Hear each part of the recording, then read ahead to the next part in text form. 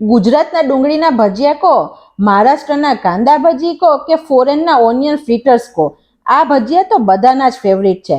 તો ડુંગળીના ભજીયાને એકદમ ટેસ્ટી અને એકદમ ક્રિસ્પી કઈ રીતે બનાવવા તેની પૂરી રીત આ વિડીયોમાં બતાવી છે. વિડીયો જોઈને ઘરે જરૂર બનાવજો અને પસંદ આવે તો મારી ચેનલ રૂપલ્સ ટેસ્ટી ટ્રીટને સબસ્ક્રાઇબ જરૂર કરજો. તો ચલો ફટાફટ બનાવીએ. સૌથી પહેલા અત્યારે આપણે 6 મીડિયમ ડુંગળી લીધી છે. ડુંગળી ફ્રેન્ડ્સ આપણે જ્યારે લાવીએ ત્યારે આવી થોડી કઠણ હોવી જોઈએ. તમે હાથેથી દબાવો ને તો આમ કઠણ ડુંગળી ફીલ થઈ જોઈએ. પોચી પોચી હોય ને તો તે ડુંગળી અંદરથી સારી ના હોય ટેસ્ટમાં, એટલે આપણે ડુંગળી લેતી વખતે ધ્યાન રાખશું. હવે આ ડુંગળીની આપણે છાલ કાઢીએ. આ ઉપરના ભાગેથી આપણે આવી રીતે ગોળ કાઢી લેવાનું. હવે આની એક પરત, ડુંગળીની 1 થી 2 પરત આવી રીતે કાઢતા જવાનું. જો એક પરતમાં બહુ પતલી આવે તો આપણે 2 પરત કાઢવાની. અત્યારે હું આ 2 પરત કાઢું છું. આવો જે પતલો ભાગ છે તેને પણ આપણે કાઢી લેવાનો. પાછળનો આ ભાગ છે તેને પણ આપણે આવી રીતે કાઢી લેવાનો. ડુંગળીનો આ વચ્ચેનો વ્હાઈટ પાર્ટ છે તે આપણે ક્યારેય ખાતા નથી. તો જ્યારે આપણે ડુંગળી સમારીએ ત્યારે એવી રીતે ચપ્પુની જે નોક હોય, છરીનો જે એન્ડ ભાગ છે તેનાથી આવી રીતે ગોળ ફેરવશો ને ફ્રેન્ડ્સ તો આ નીકળી જશે. આ આપણે ક્યારેય ઉપયોગમાં લેવાનું નહીં ખાવા માટે. આ રીતે આપણે આ બધી ડુંગળીના ફોતરા કાઢી લઈએ. હવે આપણે આ જે ડુંગળી છોલતા જઈએ છીએ તેને આવી રીતે પાણીમાં નાખવાની, જેથી તેની તીખાશ છે તે તમને નહીં લાગે ને આંખ બિલકુલ નહીં બળે. આપણે આવી રીતે બધી ડુંગળીના પાણીમાં નાખતા જવાની. આવું કરવાથી ફ્રેન્ડ્સ તમારી ડુંગળી પણ બિલકુલ કાળી નહીં પડે. ડુંગળીને આપણે પાણીમાં પલાળી દીધા પછી હવે આપણે ડુંગળી લેવાની, તેને વચ્ચેથી આવી રીતે એક કટ આપી દેવાનો. આપણી ડુંગળી અંદરથી જો એકદમ પરફેક્ટ હશે તો તમને સમારતા બિલકુલ તકલીફ નહીં પડે. હવે આપણે આને આવી રીતે વચ્ચેથી પણ એક કટ આપી દઈએ અને હવે આપણે આને એકદમ પતલી સ્લાઇસમાં કટ કરવાની છે. ફ્રેન્ડ્સ આપણે બને તેટલી પતલી કરવાની, કારણ કે જેટલી સ્લાઇસ પતલી હશે ને એટલા જ તમારા ભજીયા ક્રિસ્પી બનશે. નહીં તો જો સ્લાઇસ જાડી હશે ને તો ભજીયા થોડા પોચા બનશે. તો આપણે બને તેટલી પતલી સ્લાઇસ કરશું. હવે આ સ્લાઇસ કરેલી બધી ડુંગળીને આપણે એક બાઉલમાં લઈ લઈએ છીએ. હવે આ ડુંગળીની જે સ્લાઇસ છે તેને આપણે આવી રીતે હાથેથી ચોળવાની છે. જે આપણી બધી ડુંગળી છે તે આવી રીતે જુદી જુદી થઈ જશે અને તેના લચ્છા બની જશે, એટલે કે તેની કતરણ સરસ થઈ જશે. આપણે આવી રીતે હાથેથી 1 મિનિટ એને મસળી લઈએ. ફ્રેન્ડ્સ તમે જોઈ શકો છો એકદમ પતલી અત્યારે કરી છે. જેટલી તમારી ડુંગળી પતલી એટલા તમારા ભજીયા એકદમ ક્રિસ્પી બનશે. તો આપણે ડુંગળી હંમેશા બહુ જ પતલી રાખશું. તમે જોઈ શકો છો આપણી ડુંગળી હવે બધી સરસ થઈ ગઈ છે. આવી રીતે કોઈ બાકી હોય તો તેને પણ આપણે હાથેથી કરી લેવાની. હવે આ ડુંગળીની અંદર આપણે મસાલા કરીએ.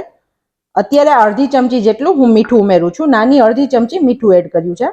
આ 1/4 ચમચી જેટલી હળદર એડ કરું છું. ફ્રેન્ડ્સ આમાં મસાલા કરવાનું કારણ એ છે કે ડુંગળી બિલકુલ અંદરથી ફીકી નહીં રહે અને ડુંગળી બહુ સારું પાણી છોડશે.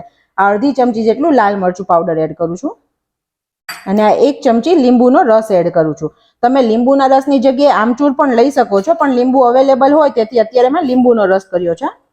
હવે આ બધી વસ્તુને આપણે સરસ આવી રીતે મિક્સ કરવાની છે. હાથેથી થોડું મસળી અને મિક્સ કરવાની. હવે આપણે બધું 1 મિનિટ સુધી મિક્સ કરી દીધું છે. આ ડુંગળીને આપણે 10 થી 15 મિનિટ સુધી રેસ્ટ આપશું. જો તમારી પાસે ટાઈમ હોય તો તમે અડધી કલાક સુધી પણ રેસ્ટ આપી શકો છો. અત્યારે એક તીખું લીલું મરચું અને 1 ઇંચ આદું લીધું છે, જેની આપણે પેસ્ટ કરી લઈએ. તીખાશ તમે તમારી રીતે પ્લસ કરી શકો છો ફ્રેન્ડ્સ, અને પેસ્ટની જગ્યાએ તમે સમારીને પણ લઈ શકો છો. હવે આપણી ડુંગળીને રેસ્ટ કરીએ. 15 મિનિટ થઈ ગઈ છે. તમે જોઈ શકો છો ડુંગળી એકદમ સોફ્ટ એટલે કે નરમ થઈ ગઈ છે અને તેને આવી રીતે ઘણું બધું પાણી પણ છોડ્યું છે. તો અત્યારે આ પરફેક્ટ છે. હવે આપણે તેમાં મસાલા કરીએ બીજા. અત્યારે આપણે જે ભજીયા માટે બેટર બનાવવાનું છે તે એકદમ ઢીલું નથી બનાવવાનું. આપણે આની અંદર ચણાનો લોટ એડ કરતા જશું અને પછી બેટર બનાવશું. અત્યારે હું 3 થી 4 ચમચી જેટલો ચણાનો લોટ લઉં છું. આ જે સાદો નોર્મલ બેસન હોય છે તે જ લઉં છું, કરકરો લોટ નથી. ફ્રેન્ડ્સ હવે હું તમને એક સિક્રેટ ટીપ આપું કે જ્યારે તમારા ભજીયા બની જાય અને તે એકદમ લાંબા સમય સુધી ક્રિસ્પી રહે અને બહુ તેલ ના ભરાય તેની માટે આપણે ચોખાનો લોટ એડ કરીએ છીએ. અત્યારે હું 2 ચમચી જેટલો ચોખાનો લોટ એડ કરું છું. ભજીયા સરળતાથી પચે અને ભજીયાનો સ્વાદ ખૂબ સરસ લાગે તેની માટે હું 1/4 ચમચી જેટલો અજમો એડ કરું છું, જેને આપણે હાથેથી મસળીને એડ કરીએ છીએ.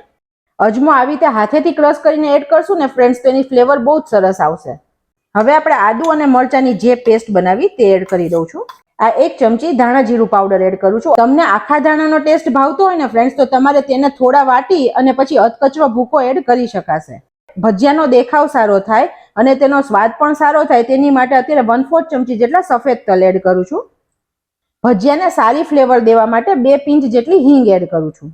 ફ્રેન્ડ્સ મીઠું તો આપણે અત્યારે ડુંગળીમાં નાખેલું જ છે. હું 1/4 ચમચી જેટલો અત્યારે સંચળ પાવડર એડ કરું છું, જેનાથી સ્વાદ ખૂબ સરસ લાગશે. આ 2 ચમચી કોથમીર એડ કરું છું, જેને મેં ધોઈ અને સમારી લીધી હતી. હવે આ બધી વસ્તુને આપણે હાથેથી મિક્સ કરવાની છે. અત્યારે આપણે બિલકુલ પાણી આમાં એડ નથી કરવાનું. આપણે જે ડુંગળીમાં મીઠું અને લીંબુ ચોળ્યા ને તેને લીધે ડુંગળીનું ઘણું બધું પાણી નીકળ્યું જ છે. તો ફ્રેન્ડ્સ, અત્યારે તમારું જે બેટર છે ને તે આમાં જ બની જશે. જો જરૂર પડે પાછળથી તો 1 થી 2 ચમચી જેટલું પાણી આપણે એડ કરશું. ફ્રેન્ડ્સ, આ ભજીયાની ખાસિયત જ એ છે કે તમારે વધારે ચણાનો લોટ નાખી અને નથી બનાવવાના, નહીં તો તે એકદમ પોચા ભજીયા બનશે, બિલકુલ સારા નહીં બને. આમાં આપણે ચણાનો લોટ એકદમ માપે રાખવાનો છે અને ડુંગળીનું પ્રમાણ વધારે રાખવાનું છે. ફ્રેન્ડ્સ, આવી ટિપ્સ અને ટ્રેડિશનલ રેસિપીઝ જોવા માટે મારી ચેનલને સબસ્ક્રાઇબ જરૂર કરજો અને પસંદ આવે તો બાજુમાં રહેલા બેલ આઇકન પર ક્લિક કરજો, જેથી મારી નવી રેસિપીઝના વિડીયો તમને તરત મળે. તમે જોઈ શકો છો અત્યારે આપણું બેટર છે તે આપણે વગર પાણી નાખી જ આટલું સરસ બની ગયું છે. આપણો ચણાનો લોટ બિલકુલ વધારે નથી. આ ટાઈમે તમને બહુ જ ઓછો ચણાનો લોટ લાગે તો તમે અડધી ચમચી એડ કરી શકો છો. ફ્રેન્ડ્સ, આ ટાઈમે તમારે બેટરને ટેસ્ટ કરી લેવાનું. તમને તીખાશ વધારે જોઈતી હોય અથવા તો મીઠું પ્લસ જોતું હોય તો તમે આ ટાઈમે એડ કરી શકો છો. અત્યારે તમે જોઈ શકો છો આપણું બેટર એકદમ પરફેક્ટ બની ગયું છે. આપણે આવું જ બેટર જોઈએ છે. આપણે બિલકુલ ઢીલું વધારે બેટર નથી જોઈતું. ફ્રેન્ડ્સ, આ બેટરને આપણે આ બનાવ્યા પછી બિલકુલ રેસ્ટ નથી આપવાનો, કેમ કે જો ફરીથી રેસ્ટ આપશું ને તો ડુંગળી પાછું પાણી છોડશે અને બેટર ઢીલું થઈ જશે. તો આપણે બેટર બનાવીને ભજીયા ડાયરેક્ટ જ બનાવવાના છે તરત. હવે મેં અત્યારે તેલ ગરમ કરવા મૂકી દીધું હતું અને તેલ ગરમ થઈ ગયું છે. તો 2 ચમચી જેટલું તેલ એડ કરું છું. ફ્રેન્ડ્સ, આ એડ કરવાનું કારણ એ છે કે આપણે સોડા કે કઈ આ ભજીયામાં નાખતા નથી, તો એકદમ ક્રિસ્પી અને સોફ્ટ બને અંદરથી, તેની માટે આપણે ગરમ તેલ નાખીને આવી રીતે મિક્સ કરી દઈએ છીએ. આવું કરવાથી ફ્રેન્ડ્સ તમારા ભજીયા ઉપરથી ક્રન્ચી બનશે અને અંદરથી સરસ ખાવામાં ફરસાણ લાગશે. હવે આપણું તેલ પરફેક્ટ ગરમ છે કે નહીં તે ચેક કરવા માટે આપણે આવી રીતે થોડો ભાગ લેવાનો અને આવી રીતે લોટનો મૂકવાનો. જો અત્યારે તમે એકદમ સરસ રીતે ઉપર આવી રહ્યું છે તો અત્યારે આપણું તેલ પ્રોપર છે. જો બહુ વધારે વખત નીચે બેસેલું રહે તો આપણે થોડું થવા દેવાનું. તમારો ભજીયા બનાવતી વખતે લોટ હાથમાં બહુ વધારે ના લાગે તેની માટે આવી રીતે એકવાર પાણીવાળો હાથ કરી લેવાનો. ફર્સ્ટ ટાઈમ જ કરવાની જરૂર પડશે ફ્રેન્ડ્સ. અને તમારે આવી રીતે થોડો ભાગ લેવાનો, હું તમને બતાવું. આવી રીતે થોડો લેવાનો અને હાથેથી આવી રીતે ભેગું કરવાનું. આવી રીતે તમારે થોડા, અને જે સાઈઝના તમારે ભજીયા બનાવવાના છે તે સાઈઝના તમારે લોટ લેવાનો. આવી રીતે લઈ આમ હાથેથી અંગૂઠાથી ભેગું કરતું જવાનું. થોડો જેવો ગોળ શેપ જ બનાવવાનો છે ફ્રેન્ડ્સ. આનો પરફેક્ટ શેપ ના હોય અને આને ધીરેથી મૂકવાનું, વચ્ચે નહીં મૂકવાનું, નહીં તો તમારા હાથમાં લાગે. હવે આપણે આ ભજીયાને ફેરવવાના છે. ફ્રેન્ડ્સ, આપણે આને ગોલ્ડન કલરના એટલે કે થોડા ડાર્ક જ તળવાના, જેથી તે કડક થાય. એકદમ સોફ્ટ આપણે નથી તળવાના અને નાખ્યા પછી તરત આપણે નહીં હલાવી દેવાનું. ફ્રેન્ડ્સ, તમે જોઈ શકો છો કે આપણું ભજીયું એકદમ સરસ રીતે બાઇન્ડ આવ્યું છે, બિલકુલ છૂટું નથી પડી ગઈ. ડુંગળી બિલકુલ આપણા તેલમાં છૂટી નથી પડી ગઈ. તો આવી રીતે આપણા ભજીયા બનવા જોઈએ. જો તમારી ડુંગળી વધારે છૂટી પડતી જતી હોય તો તમારે હાથેથી થોડું મિક્સ કરીને પછી મૂકવાનું.